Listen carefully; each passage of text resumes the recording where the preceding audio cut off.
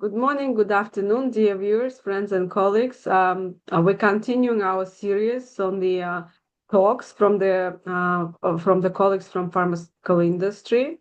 And today we have Dr. Lillian Li, and she will present a topic on the formulation of vaccines, actually on the dry formulation.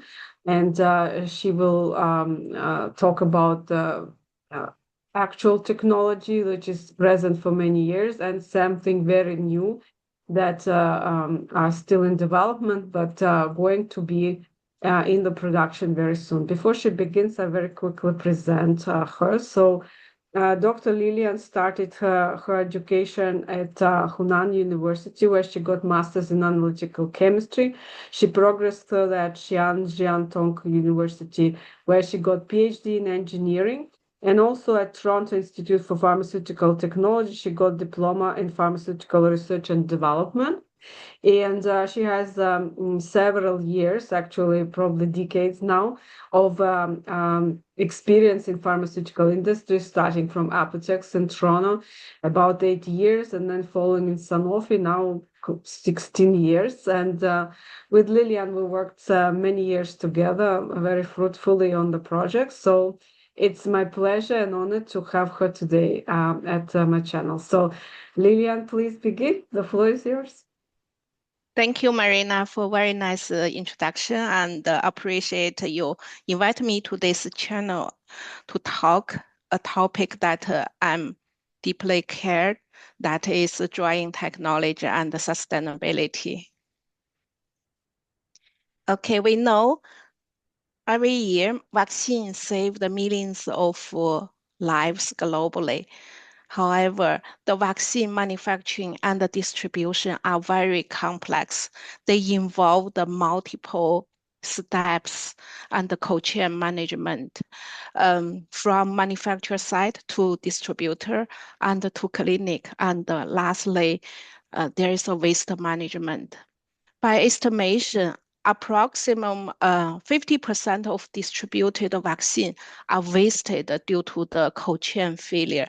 That is a huge cost and burden to our environment. So what has the major contributing factors for this waste? So there are many examples I listed here. For example, the temperature excursion during vaccine transportation, they are exposed to the heat or the freeze temperature.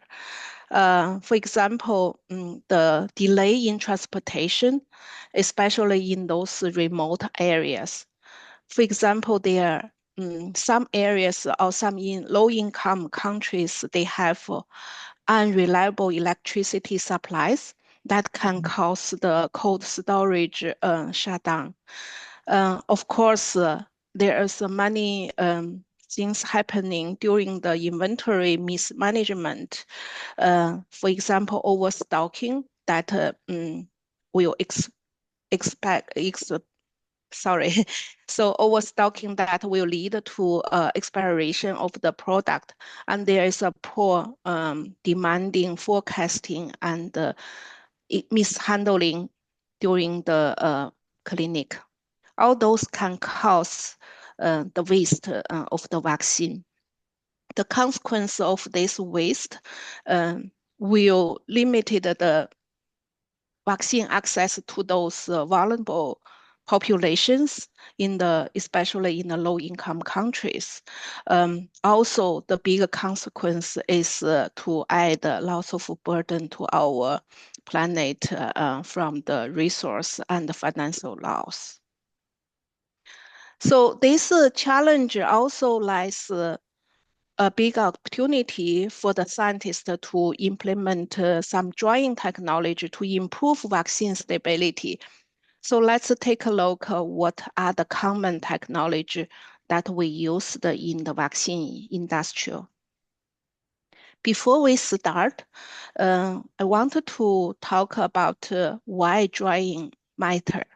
So because the vaccine antigens are usually biologics like protein, virus, viral vectors, or mRNA, they are all very sensitive to heat. When we apply drying, it will remove water and stabilize those molecules in a dried format by limit their mobility of the molecular mobility. So that will lead to improve vaccine product thermostability, extend the shelf life, and reduce the risk of freeze and thaw damage. Eventually, it will streamline the global distribution with low energy consumption and the carbon footprint. So there are two main common drying technology used in vaccine industry. The first one is freeze drying.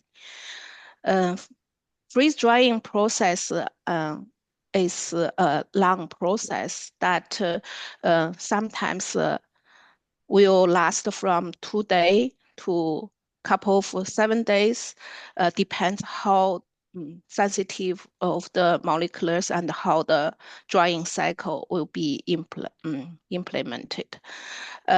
The drying process has a couple of steps, but main steps is the freezing step that you can see in this graph.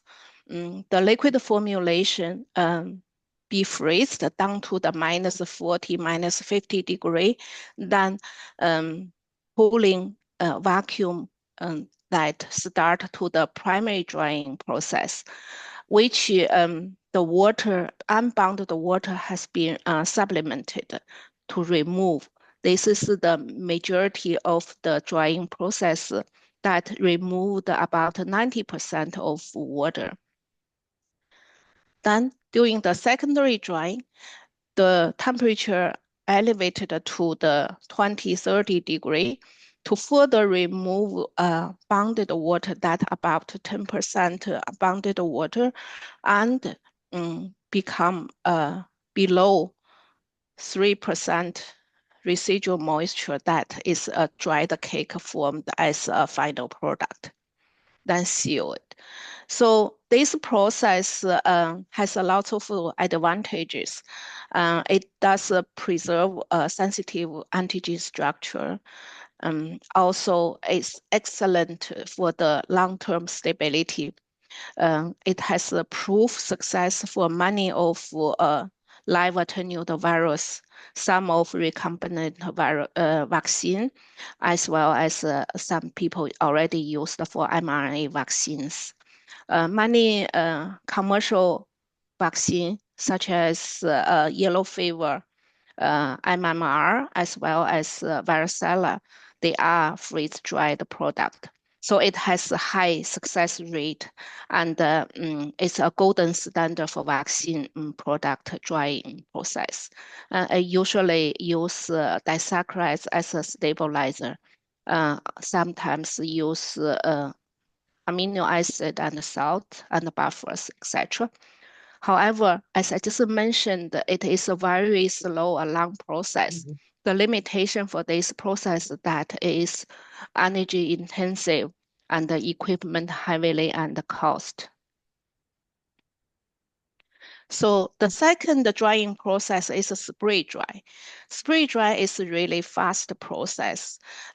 So it's a continuous process as well. So usually liquid formulation is being fed into a drying chamber that has dried heat, the gas come in, automate this liquid to the small droplet size, and during this this chamber, the dried powder, the droplets, small droplet dried become a powder, which come to the cyclones that separate the gas and the powder. The solid is collected as a product. So this process, again, has many advantages as well. It's high throughput and very simple scale-up ability. And it's low cost due to it's fast. So It's suitable for many of powder vaccines like intranasal or inhalable vaccines. The spray drying has been also successfully used in the protein and the viral vector or VLPs. The limitation for this process that due to the drying chamber is it's hot. It supplied with hot gas, heated gas, so that suspectable that some vaccine antigen will expose to heat and the shear stress may cause some loss of the potency or denaturation that requires carefully select the formulation and the stabilizer to enduring also as well as the process parameters, so we can get a good product by the end. So there is a comparison for these two drying technologies that we can see that spray drying is a continuous and it's only the process time is only for a few minutes, and heat expose is moderate and the hair stress a little bit high, but there is no freezing step in this process. In terms of scale up, it's easy and the cost per dose is low and cold chain reduction is excellent. But for the lyo freeze dry process, usually it's a long process from a day to a couple of days, although it's not very not very bring in the high stress for the thermal temperature as well as the shear stress, but the freezing stress is high. Compared to the scale up is complex. The cost is higher than the spray drying because the high energy consumption. Cold chain reduction is good. So that's the two major common drying technology comparison. So there are some other novel technology, drying technology also applied to the vaccine, mostly still in the in the research, in the R&D. Industrialization has not been very advanced because they are still new. The first one is spray freeze drying. That is a hybrid process combining spray drying and freeze drying. So basically, formulation first atomized into fine droplets using a spray nozzle, and the droplets are immediately contact to a liquid nitrogen that frozen become a pellet. So then those frozen pellets then undergo supplementation and vacuum, similar as the freeze dry process, removing ice and residual moisture and it's become a porous structure showed in the picture right hand corner. You can see the advantage for this process that they are excellent for preserve those highly sensitive the antigens with very fast drying process. So the limitation for this process is really energy intensive and costly because it's not just freeze dry, it also require liquid nitrogen to freeze and those micro pellet. And it's required a special cryogenic equipment, of course. So the second one, new technology that is a foam drying. That is a technology that dry a formulation that has been formed first under the vacuum. that increase the surface area for the faster and lower temperature drying. So this technology that also has advantage and disadvantage. It's faster than conventional freeze dry, and the lower thermal stress preserves sensitive biologics, and it's low cost and shorter cycle time. The limitations are foam the stability depends heavily on the formulation excipients system, and it's required control formulation design to avoid collapse. So you can see the foam dry the powder in that glass well. It need to be intact in terms of structure, microcrystalline structure. So the excipient selection are really important for this type of drying. The third one is thin film dry.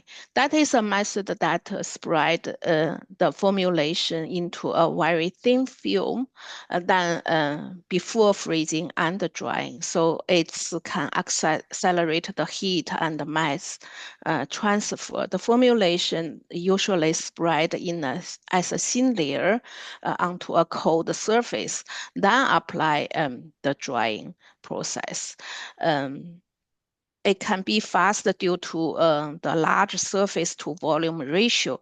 So the process is much more faster than the freeze drying. So that's one of the advantage. The faster drying cycle that can minimize the stress, and also drying temperature can be lower. This produced a highly porous and easy reconstitute the film. Sorry, there's a typo, the film powder. But limitation also is there that need a special equipment and difficult to scale up. The product characterization and handling are complex because I need it's a kind of film you need to characterize differently than all the established process for the freeze drying. Lots of new parameters need to be controlled and tested. So these three new technology also we compared in a table. Because of the time of interest, I won't go to very detail, but you can see the scalability cost and the equipment complexity, the process here.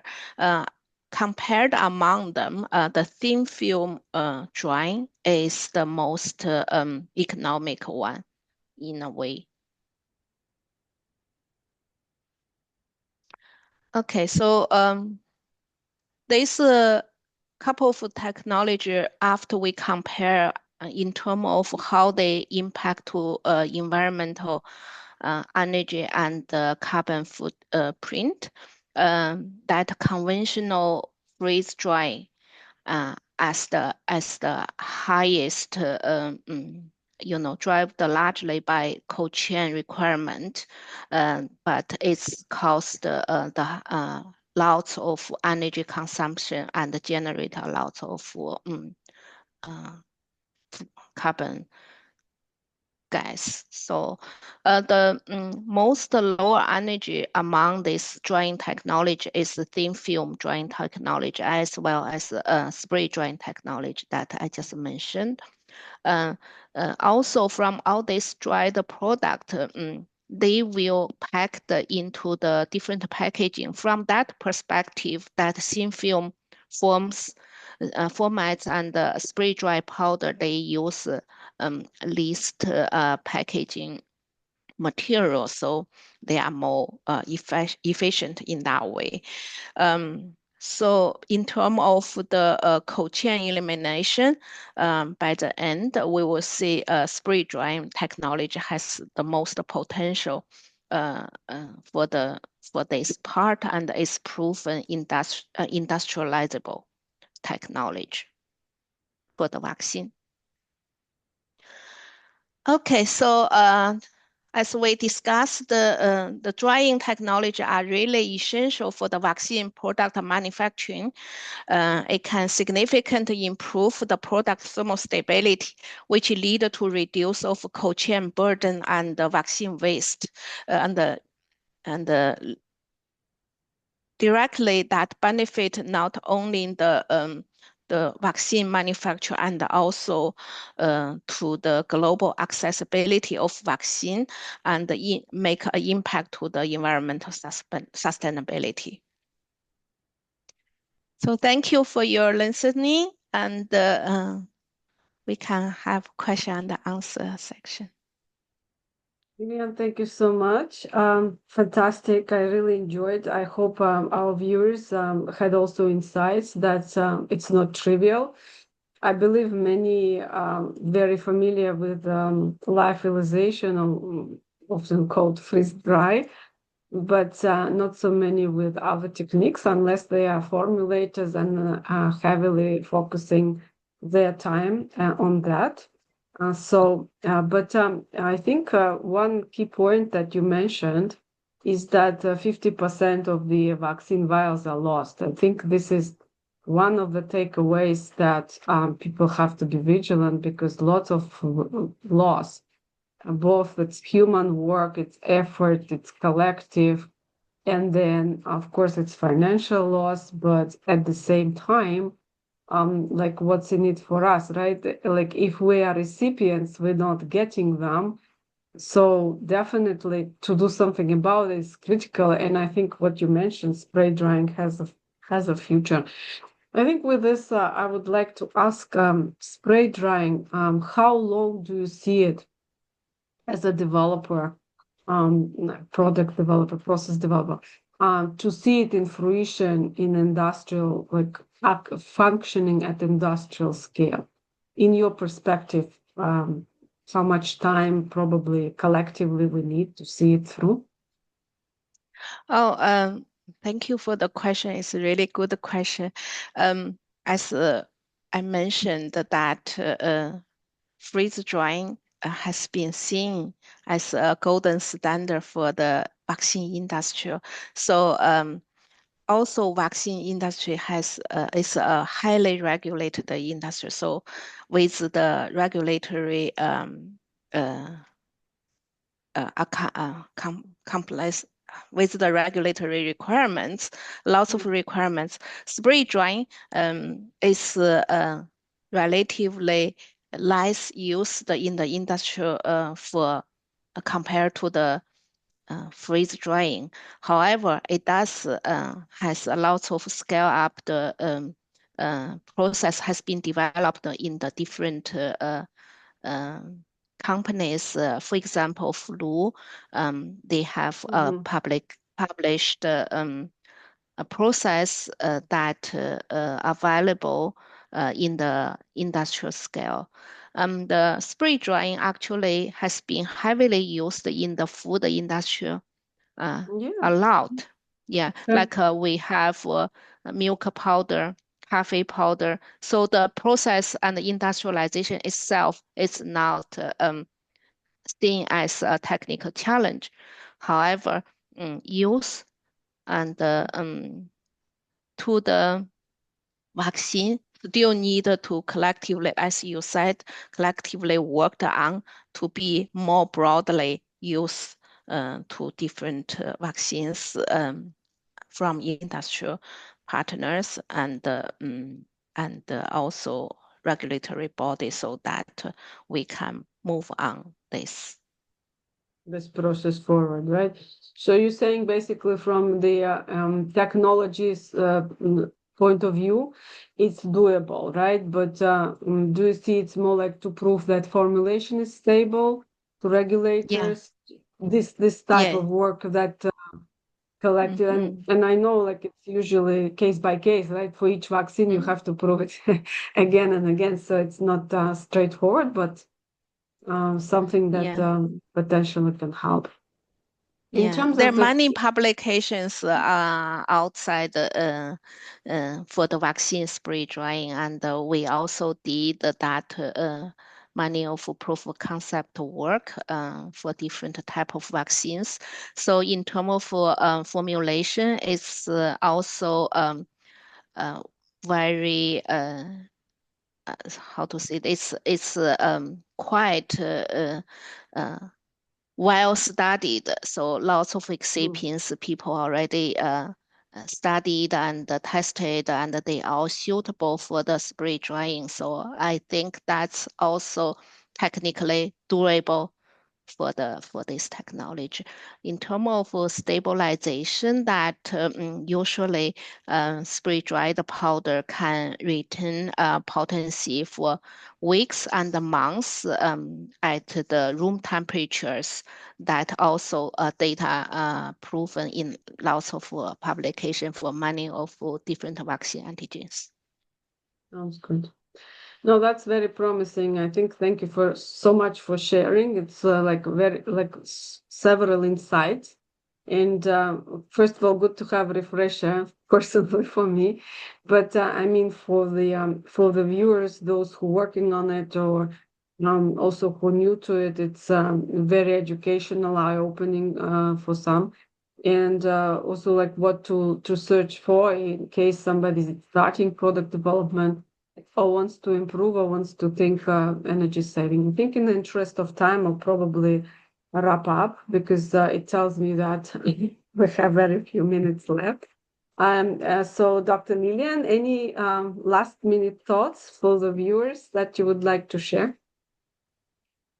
Yes, I think safe environment is everyone's job to think and to do it and to make actions, not just vaccine, also everyone else. So there is different area and opportunity we all can put our efforts in. So drying technology just one of them. So thank you.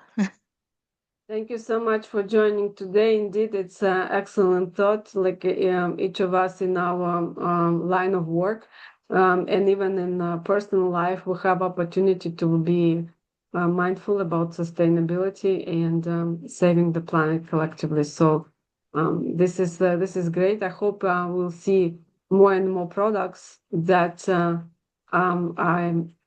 we're able to get to the market with the spray drying technology. And nice to see this. I hope it will work out well and you will come to fruition with the products ahead. So thank you so much for joining today. And for the viewers, thank you all. So at this point, we stop and please subscribe, join the channel, and see you in the near future. Thank you. And thank you, Dr. Lillian, again.